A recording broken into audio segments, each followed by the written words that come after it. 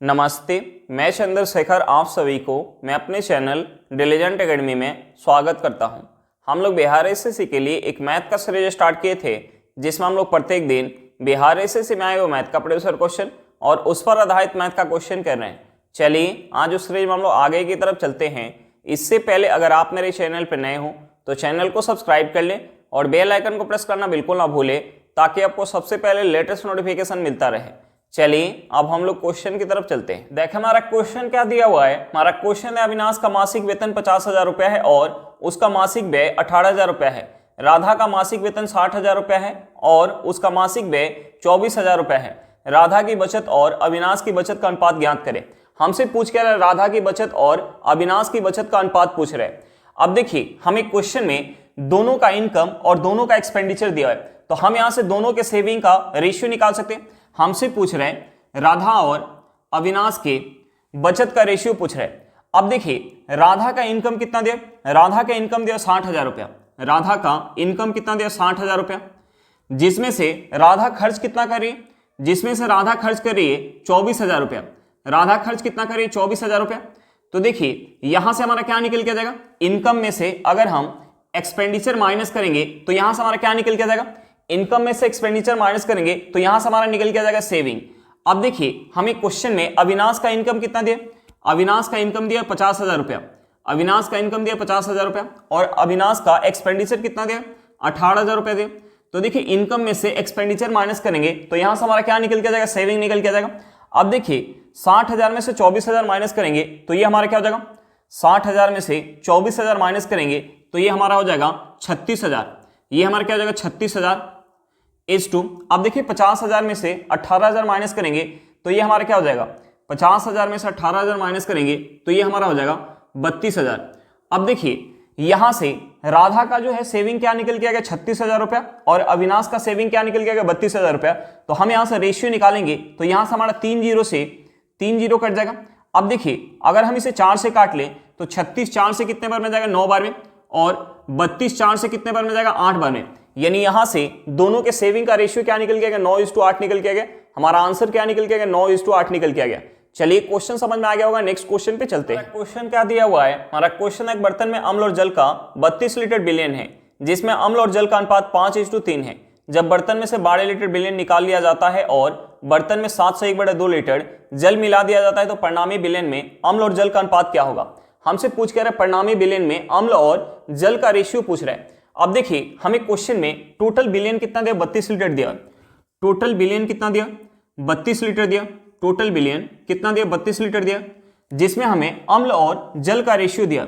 अम्ल और जल का रेशियो कितना दिया 5:3 दिया है। अब देखिए हमें क्वेश्चन में आगे क्या दिया, क्वेश्चन में आगे दिया है कि जब बर्तन में से 12 लीटर बिलियन निकाल लिया जाता है। अब देखिए इसमें से अगर 12 लीटर बिलियन निकाला जाएगा, इसमें से अगर 12 लीटर बिलियन निकाला जाएगा तो शेष बिलियन कितना बच जाएगा, शेष बिलियन कितना बच जाएगा 20 लीटर। अब देखिए इस शेष बिलियन में भी अम्ल और जल का रेशियो क्या होगा 5:3 होगा, क्योंकि हम इसमें से निकाल क्या रहे हैं, हम इसमें से बिलियन निकाल रहे हैं। यानी यहां भी अम्ल और जल का रेशियो क्या हो जाएगा 5:3 होगा।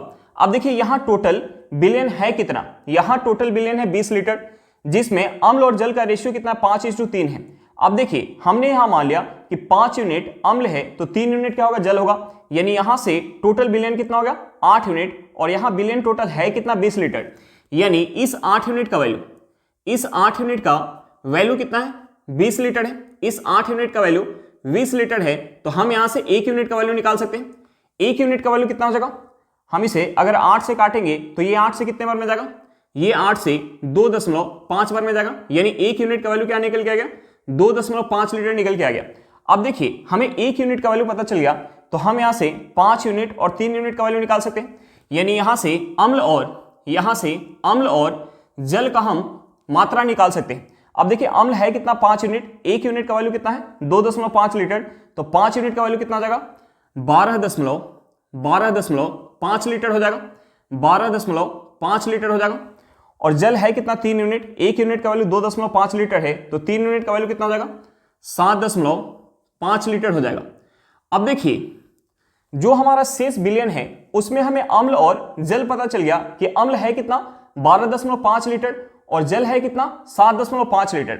अब देखिए हमें क्वेश्चन में आगे दिया हुआ है कि शेष जो है बिलियन उसमें 7 सही 1/2 लीटर जल मिला दिया जाता है, तो परिणामी बिलियन में अम्ल और जल का रेशियो क्या होगा।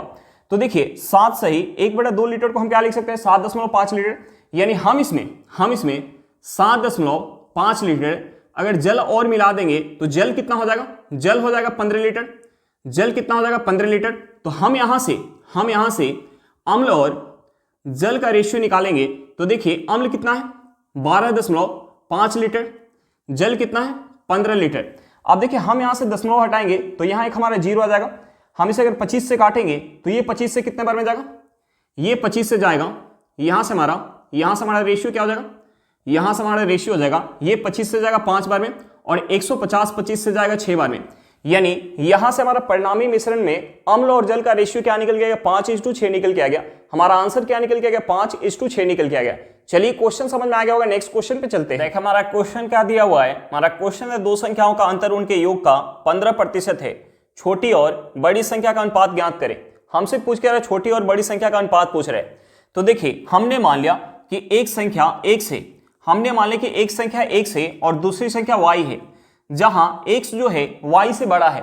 तो हमसे पूछ रहे हैं छोटी संख्या और बड़ी संख्या का रेशियो पूछ रहे हैं, यानी हमसे पूछ रहे हैं y/x का वैल्यू, हमसे पूछ के रहे y/x का वैल्यू पूछ रहे हैं।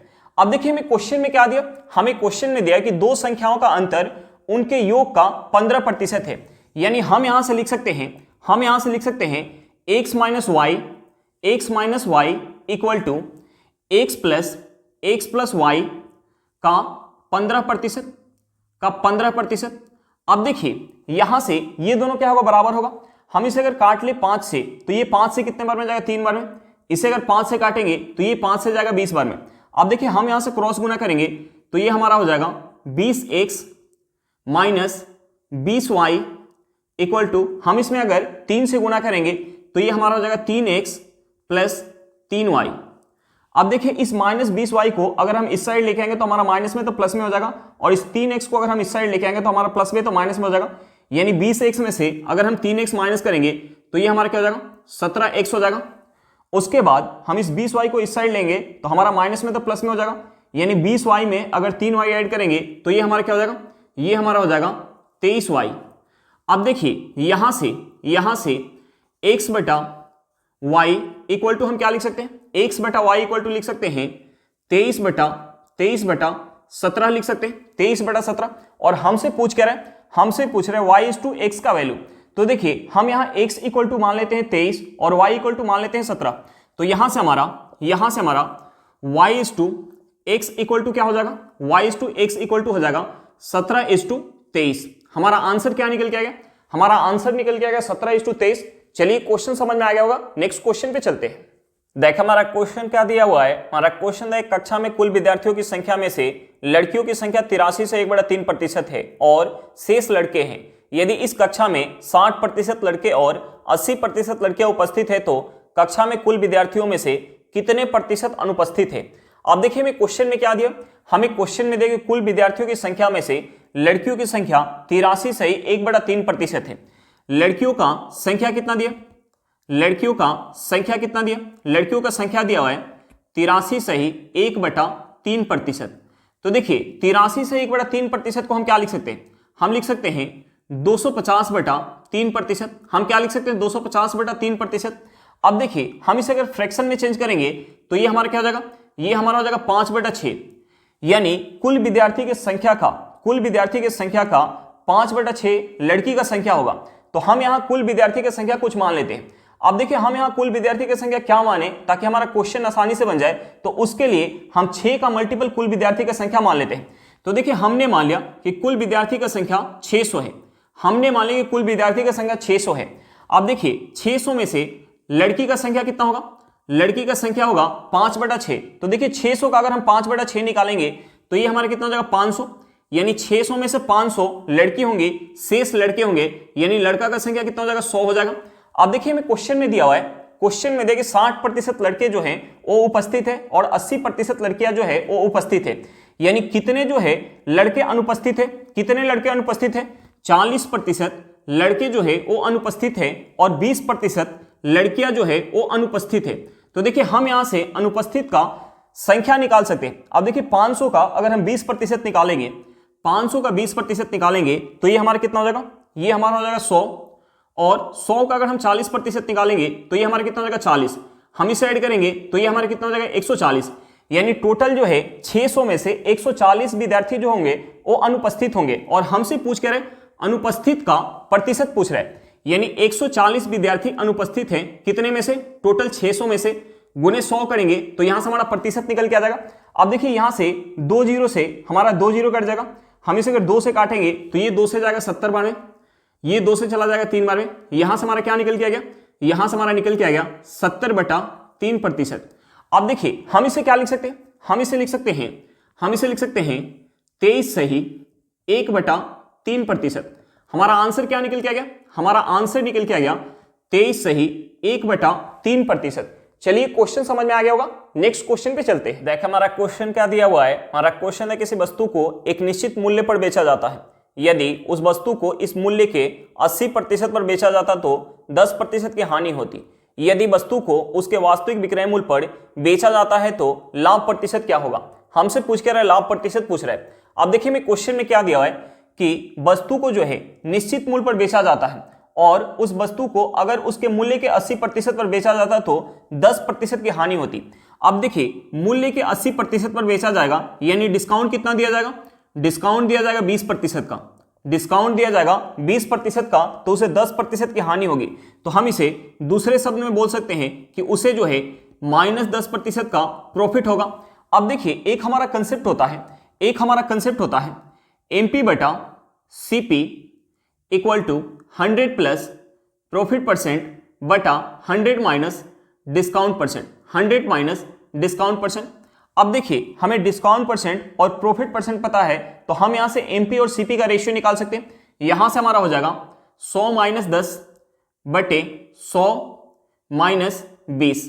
अब देखिए हम इसमें से 10 माइनस करेंगे तो ये हमारा हो जाएगा 90, और इसमें से 20 माइनस करेंगे तो ये हमारा हो जाएगा 80। अब देखिए यहां से हमारा 1 जीरो से 1 जीरो कट जाएगा, यहां से हमारा MP/CP इक्वल टू क्या निकल के आ गया, 9/8। अब देखिए वस्तु का लागत मूल्य अगर 8 यूनिट होगा तो उसका वास्तविक मूल्य कितना होगा, 9 यूनिट होगा। तो देखिए वास्तविक मूल्य पर अगर बेचा जाएगा तो उसे कितने का प्रॉफिट होगा, 1 का, कितने पर, 8 पर, गुने 100 करेंगे तो यहां से हमारा प्रॉफिट परसेंट निकल के आ जाएगा। यहां से हमारा क्या हो जाएगा, यहां से हमारा हो जाएगा, अगर हम इसे 8 से काटेंगे तो ये 8 से कितने बार में जाएगा, ये 8 से चला जाएगा 12.5 बार में, यानी यहां से प्रॉफिट परसेंट क्या निकल के आ गया, 12.5% निकल के आ गया। हमारा आंसर क्या निकल के आ गया, 12.5%। चलिए क्वेश्चन समझ में आ गया होगा, नेक्स्ट क्वेश्चन पे चलते हैं। देखिए हमारा क्वेश्चन क्या दिया हुआ है, हमारा क्वेश्चन एक आदमी ने 1 रुपए में 3 टॉफियां खरीदी, 50% का लाभ प्राप्त करने के लिए उसे 1 रुपए में कितनी टॉफियां बेचनी चाहिए। अब देखिए मैं क्वेश्चन में सीपी क्या दिया है, क्वेश्चन में सीपी दिया हुआ है कि 1 रुपए में 3 टॉफी खरीद रहे हैं, 1 रुपए में 3 टॉफी खरीद रहे हैं। अब देखिए 3 टॉफी का सीपी हमें क्वेश्चन में क्या दिया, 1 रुपया दिया, तो हम यहां से 1 टॉफी का सीपी निकाल सकते हैं। 1 टॉफी का सीपी कितना हो जाएगा, 1/3 रुपया हो जाएगा। अब देखिए हमें क्वेश्चन में लाभ क्या दिया, 50%, हमें प्रॉफिट क्या दिया हुआ है, हमें प्रॉफिट दिया हुआ है 50%, प्रॉफिट क्या दिया 50%। अब देखिए हमें 1 टॉफी का सीपी पता है, हमें क्वेश्चन में प्रॉफिट दिया हुआ है, तो हम यहां से 1 टॉफी का एसपी निकाल सकते हैं। हम यहां से 1 टॉफी का एसपी निकालेंगे तो एसपी क्या हो जाएगा, 1/3 रुपया का 150%, 1/3 रुपया का 150%। अब देखिए हम इसे 50 से काटेंगे तो ये 50 से जाएगा 3 बार में, 100 को 50 से काटेंगे तो ये 2 बार में जाएगा, 3 से हमारा 3 कट जाएगा, यहां से हमारा क्या निकल के आ गया, 1/2 रुपया। 1 टॉफी का एसपी क्या निकल के आ गया, 1/2 रुपया निकल के आ गया। यानी यहां से एसपी हमारा क्या निकल के आ गया, यहां से हमारा एसपी निकल के आ गया, यहां से हमारा एसपी निकल के आ गया कि 1 रुपया में 2 टॉफी उसे बेचना होगा अगर उसे 50% का प्रॉफिट चाहिए। हमारा आंसर क्या निकल के आ गया, 1 रुपए में 2 टॉफी। चलिए क्वेश्चन समझ में आ गया होगा, नेक्स्ट क्वेश्चन पे चलते हैं। देखिए हमारा क्वेश्चन क्या दिया हुआ है, हमारा क्वेश्चन है एक व्यक्ति एक प्रकाशन से एक पुस्तक की 100 प्रतियां खरीदता है एवं 25% की छूट प्राप्त करता है। वह एक खुदरा विक्रेता से 50 प्रतियां खरीदता है एवं 10% की छूट पाता है। उसने कितने प्रतिशत समग्र छूट प्राप्त की। हमें क्या निकालना, समग्र छूट निकालना है। अब देखिए हमने मान लिया कि एक प्रातिया का जो कीमत है वो 1 रुपया है, तो देखिए 100 प्राति का कीमत क्या हो जाएगा, 100 रुपया हो जाएगा। 100 प्राति का कीमत क्या हो जाएगा, 100 रुपया। अब देखिए 100 प्रातिया एक प्रकाशन से खरीद रहा है और उस पर 25% की छूट पा रहे हैं। डिस्काउंट कितना दिया, डिस्काउंट दिया है 25% का। डिस्काउंट कितना दिया, 25% का।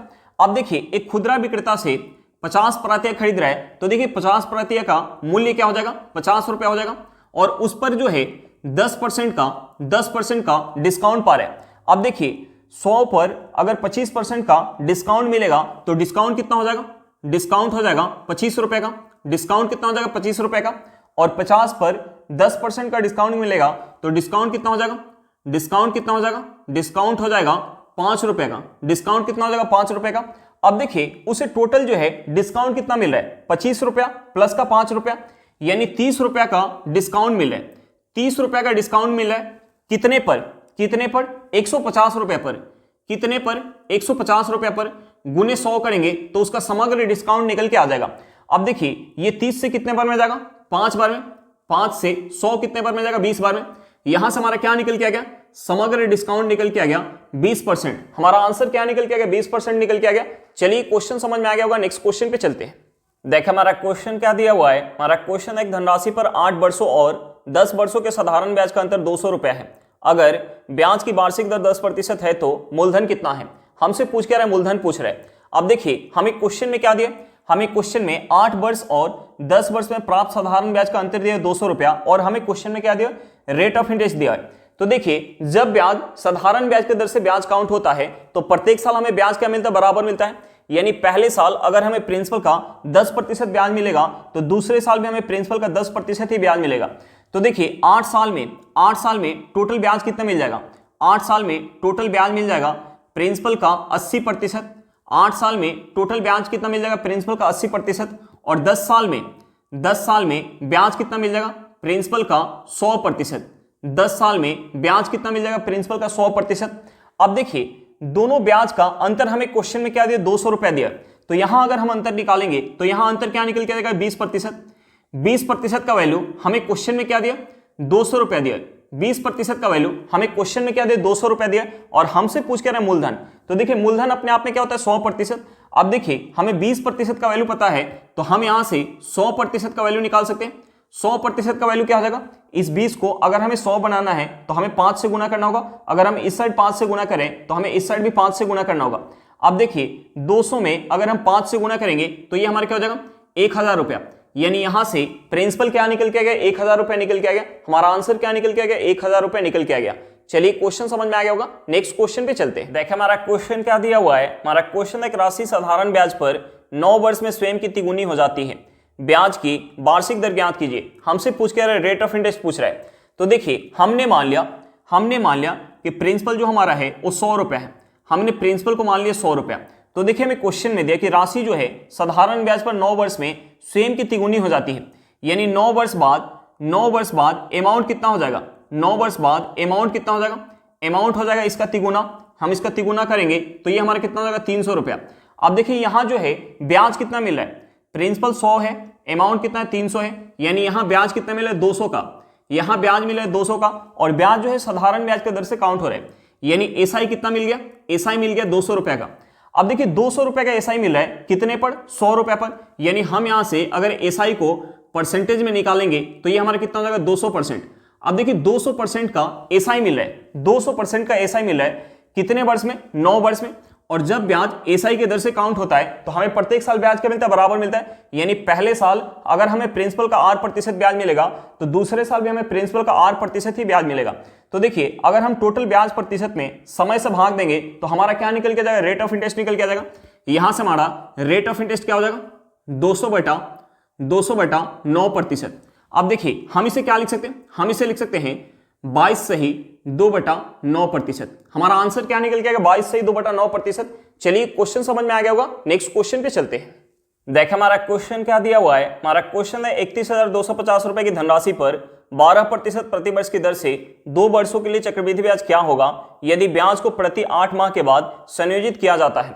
अब देखिए हमें क्वेश्चन में क्या दिया, हमें क्वेश्चन में प्रिंसिपल दिया हुआ है। हमें प्रिंसिपल क्या दिया, हमें प्रिंसिपल दिया हुआ है 31,000, हमें प्रिंसिपल दिया 31,000 250 रुपया।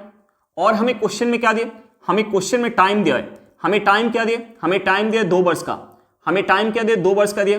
और हमें क्वेश्चन में क्या दिया, हमें क्वेश्चन में रेट ऑफ इंटरेस्ट दिया है, रेट ऑफ इंटरेस्ट क्या दिया 12% प्रति वर्ष। रेट ऑफ इंटरेस्ट क्या दिया 12% प्रति वर्ष, 12% प्रति वर्ष। और हमसे पूछ क्या रहा है, हमसे पूछ रहे सीआई, हमसे पूछ क्या रहे, हमसे पूछ रहे सीआई। अब देखिए हमें क्वेश्चन में दिया है कि ब्याज को जो है प्रत्येक 8 माह के बाद संयोजित किया जा रहा है, यानी ब्याज जो है प्रत्येक 8 माह बाद काउंट हो रहा है। और यहां हमें क्वेश्चन में टाइम कितना दिया, यहां हमें टाइम दिया 2 वर्ष का। अब देखिए इस 2 वर्ष को अगर हम माह में चेंज करेंगे तो ये हमारा कितना हो जाएगा 24 माह हो जाएगा। ये हमारा कितना हो जाएगा, ये हमारा हो जाएगा 24 माह। ये हमारा कितना हो जाएगा 24 माह। और ब्याज जो है प्रत्येक 8 माह बाद काउंट हो रहा है। तो देखिए 24 माह में कितना बार ब्याज काउंट होगा, 24 माह में 3 बार ब्याज काउंट होगा। अब देखिए यहां हमें क्वेश्चन में रेट ऑफ इंटरेस्ट क्या दिया 12% प्रति वर्ष। अब देखिए एक वर्ष में कितना माह होता है, एक वर्ष में 12 माह होता है और ब्याज जो है प्रत्येक 8 माह बाद काउंट हो रहा है। तो 8 माह के लिए रेट ऑफ इंटरेस्ट क्या हो जाएगा 8% हो जाएगा। अब देखिए हम यहां मान लेते हैं कि टाइम हमारा 3 वर्ष है, रेट ऑफ इंटरेस्ट 8% वार्षिक है। तो देखिए अब हम यहां 3 वर्ष का ब्याज काउंट करेंगे 31,250 रुपए पर। हम यहां 3 वर्ष का सीआई काउंट करेंगे, हम यहां 3 वर्ष का सीआई काउंट करेंगे। तो देखिए पहले वर्ष जो है हमें प्रिंसिपल का 8% ब्याज मिलेगा। तो देखिए 31,250 रुपए का अगर हम 8% निकालेंगे तो ये हमारा क्या हो जाएगा, ये हमारा हो जाएगा 2500 रुपया। ये हमारा क्या हो जाएगा 2500 रुपया हो जाएगा। अब देखिए पहले साल प्रिंसिपल पर 2500 रुपया ब्याज मिलेगा, दूसरे साल भी प्रिंसिपल पर 2500 रुपये का ब्याज मिलेगा, तीसरे साल भी प्रिंसिपल पर 2500 रुपये का ब्याज मिलेगा। अब देखिए यहां जो ब्याज काउंट हो रहा है चक्रवृद्धि ब्याज के दर से ब्याज काउंट हो रहा है। तो देखिए चक्रवृद्धि ब्याज में पहले साल हमें केवल प्रिंसिपल पर ब्याज मिलता है, दूसरे साल हमें प्रिंसिपल पर तो ब्याज मिलता ही है, प्लस का हमें क्या मिलता है, जो पहले साल ब्याज मिला होता है उस ब्याज के ऊपर भी ब्याज मिलता है। यानी दूसरे साल हमें जो है इस 2500 का 8% ब्याज मिलेगा। तो देखिए 2500 का अगर हम 8% निकालेंगे तो ये हमारा क्या हो जाएगा 200 रुपया। अब देखिए हम यहाँ टेबल पढ़ेंगे तो ये हमारा क्या हो जाएगा, ये हमारा हो जाएगा 400 रुपया। अब देखिए तीसरे साल हमें प्रिंसिपल पर कितना ब्याज मिलेगा 2500 रुपया, प्लस का हमें क्या मिल जाएगा, जो 2 साल तक ब्याज मिला है उस ब्याज का भी हमें 8% ब्याज मिलेगा। तो देखिए 2500 यानी 5000 का 8% निकालेंगे तो ये हमारा कितना हो जाएगा 400, बच क्या गया, बच गया हमारा 200, यानी 200 का भी 8% ब्याज मिलेगा। तो 200 का 8% कितना हो जाएगा 16 हो जाएगा। अब देखिए हम इसे ऐड करेंगे तो हमारा क्या निकल के आ जाएगा, सीआई निकल के आ जाएगा। हम इसे ऐड करेंगे तो हमारा सीआई निकल के आ जाएगा। इसे ऐड करेंगे तो ये हमारा हो जाएगा 7500 रुपया, प्लस इसे ऐड करेंगे तो ये हमारा कितना हो जाएगा, ये हमारा हो जाएगा, ये हमारा हो जाएगा 600, ये हमारा हो जाएगा 616 रुपया। ये हमारा कितना हो जाएगा 616 रुपया। अब देखिए हम इसमें ऐड करेंगे, हम इसमें ऐड करेंगे तो ये हमारा कितना हो जाएगा, ये हमारा हो जाएगा 8116 रुपया। यानी यहां से हमारा चक्रवृद्धि ब्याज क्या निकल के आ गया 8116 रुपया निकल के आ गया। हमारा आंसर क्या निकल के आ गया 8116 रुपया निकल के आ गया। चलिए क्वेश्चन समझ में आ गया होगा। आज के लिए इतना ही, फिर मिलते हैं नेक्स्ट क्लास में। अगर क्लास अच्छा लगे तो क्लास को लाइक करिएगा, अगर आप मेरे चैनल पर नए हो तो चैनल को सब्सक्राइब करिएगा और क्लास को अपने दोस्तों के साथ शेयर करना बिल्कुल मत भूलिएगा। चलिए बाय बाय।